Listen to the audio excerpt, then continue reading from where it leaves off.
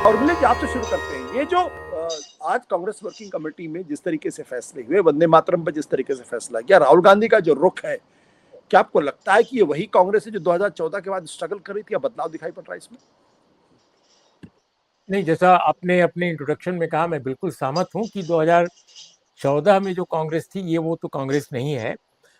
लेकिन मैं एक जरूर संशोधन करूंगा कि राहुल गांधी या उनके बहुत नजदीकी जो लोग हैं वो जिस तरह की कांग्रेस बनाना चाहते हैं, अभी उसमें थोड़ा विलंब है। ऐसा नहीं कि वो बिल्कुल मुकम्मल हो गई है, क्योंकि इसीलिए आज बहस पार्टी, कर रहे हैं, इसीलिए आज बहस जी कर हाँ, रहे जी हाँ, जी हाँ। हैं। तो जो पार्टी चलाने वाला जो पूरा का पूरा उपकरण है, जो पूरा एक तंत्र है, उसमें जो दो तरह का परिवर्तन होता है किसी भी संगठन में। एक तो होता है परिवर्तन जो कि संरचनात्मक परिवर्तन हो गया काफी कुछ, और दूसरा होता है जो गुणात्मक परिवर्तन है।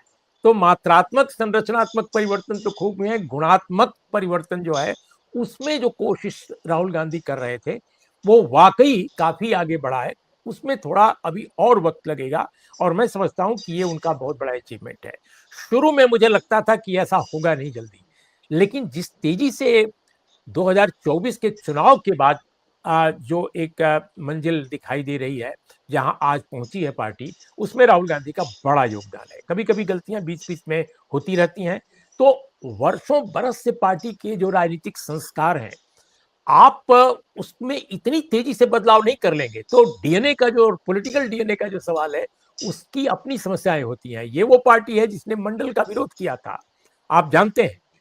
मंडल का इस पार्टी ने विरोध किया था 1990 में, और दिलचस्प हुआ क्या क्या हुआ था कि लोकसभा में विरोध किया और राज्यसभा में इस पार्टी ने विरोध नहीं किया, क्योंकि वहां पी शिवशंकर राज्यसभा में नेता थे और राजीव गांधी यहां थे लोकसभा में। दोनों नेताओं ने मंडल पर भाषण किया और दोनों नेताओं ने एक दूसरे को काटा, लेकिन फिर भी पार्टी में बने रहे। यही पार्टी की खूबसूरती थी। तो पार्टी एक स्वयं अलायंस थी, एक स्वयं मोर्चा थी उस दौर में, और ये आजादी की लड़ाई के समय भी थी, आज भी वो है। लेकिन राहुल गांधी को अब समझ में आ गई है बात कि ठीक है, अलायंस तो होना चाहिए, सोशल अलायंस रहे, लेकिन पॉलिटिकल आइडियोलॉजिकल जो फ्रेम है उसको हमें कहीं ना कहीं एक गुम्फित करना पड़ेगा सबको, और वो काम ये कर रहे हैं। जैसे कास्ट सेंसस का जब भी नाम आता था तो राहुल गांधी बोलते थे, लेकिन शेष पार्टी सुनती थी।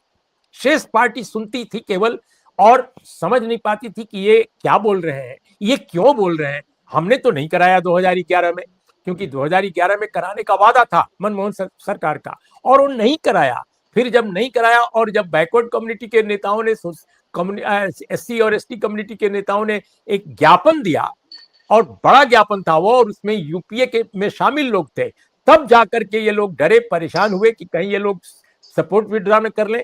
तब जाकर इस पार्टी ने सामाजिक आर्थिक सर्वेक्षण को कंडक्ट कराया, और वो पूरी तरह फर्जी निकला, क्योंकि उसमें कुछ आना नहीं था। वो बिल्कुल नतीजा नहीं निकला, क्योंकि जो आंकड़े दर्ज करने का मेथोडोलॉजी अडॉप्ट किया था उस सर्वे ने, 4,000 करोड़ के आसपास खर्च हुआ, वो मोदी सरकार तक चला और कुछ नहीं निकला।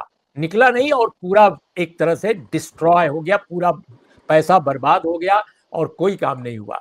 अभी सेंसस में वही करने की कोशिश हो रही है। राहुल गांधी इस बार सतर्क है, और मुझे नहीं लगता है कि अब कांग्रेस पार्टी में कोई उस तरह का डिविएशन दिखाई देगा जो प्रणब मुखर्जी के नेतृत्व में कांग्रेस ने ब्लेंडर किए थे।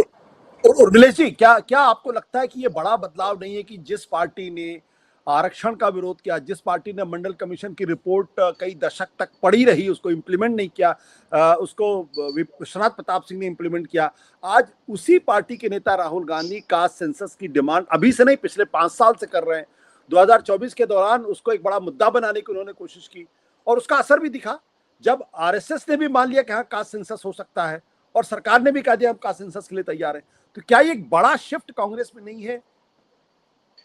ये हिस्टोरिकल शिफ्ट है। मैं बस कह रहा हूं कि भारत में जो भारतीय राष्ट्रीय कांग्रेस है, आजादी की लड़ाई से लेकर आज तक, राहुल गांधी उसके पहले नेता हैं। मेरी बात को ध्यान रखिए, उनसे मेरी, हम जैसे लोग हो सकता है बहुत सारे मुद्दों पर उनसे असहमत हों, लेकिन ये पहले नेता हैं भारतीय राष्ट्रीय कांग्रेस के जो एफर्मेटिव एक्शन के इशू पे, सामाजिक न्याय के इशू पे कास्ट की समझ के इशू पे ये सबसे ज्यादा समझदारी के साथ, सबसे ज्यादा ओपन होकर, सबसे ज्यादा ईमानदार होकर बात कर रहे हैं।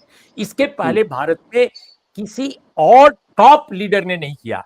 हाँ, बीच के नेताओं ने किया, कांग्रेस वर्किंग कमेटी के नेताओं ने किया, मैं नाम बता सकता हूं उनमें से कईयों का। अब जैसे उदाहरण के अर्जुन तौर पे अर्जुन सिंह तो बाद में आए, लेकिन पी शिवशंकर बहुत पहले से काम कर रहे थे और पी शिवशंकर का बहुत बड़ा रोल था, लेकिन पी शिवशंकर को अंततः कांग्रेस छोड़ के जाना पड़ा।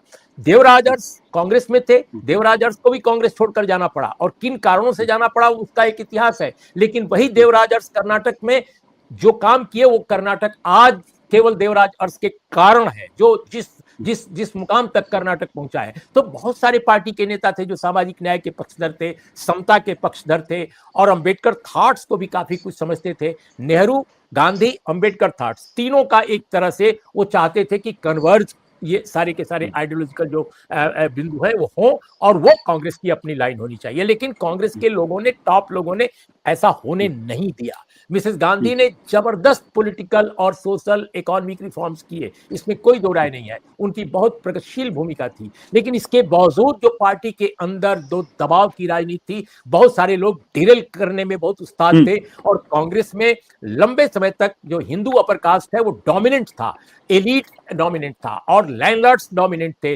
आई मीन रीजनल लेवल पर। तो इनका जो समुच्चय था, इनका जो अलायंस था, वो दबोच लेता था इन पढ़े लिखे समझदार लोगों का, जो गांधी, नेहरू और अंबेडकर को एक साथ खड़ा करना चाहते थे, और एक साथ समुच्चय को लेकर। तो मुझे लगता है कि वो चीज शिफ्ट हो गई है। अब राहुल गांधी के कार्यकाल में कांग्रेस पार्टी वो स्थिति अब नहीं है, अब उलट गई है स्थिति, अब कंसिस्टेंट है बिल्कुल। और जो लोग अभी असहमत हैं राहुल गांधी से, उनके लिए शायद बहुत मुश्किल है। हो सकता है कि वो धीरे धीरे कहीं और चले जाएं, और जाहिर है बहुत सारे लोग बीजेपी ज्वाइन किए हैं, और भी लोग ज्वाइन करेंगे निकट भविष्य में, आप देख लीजिएगा।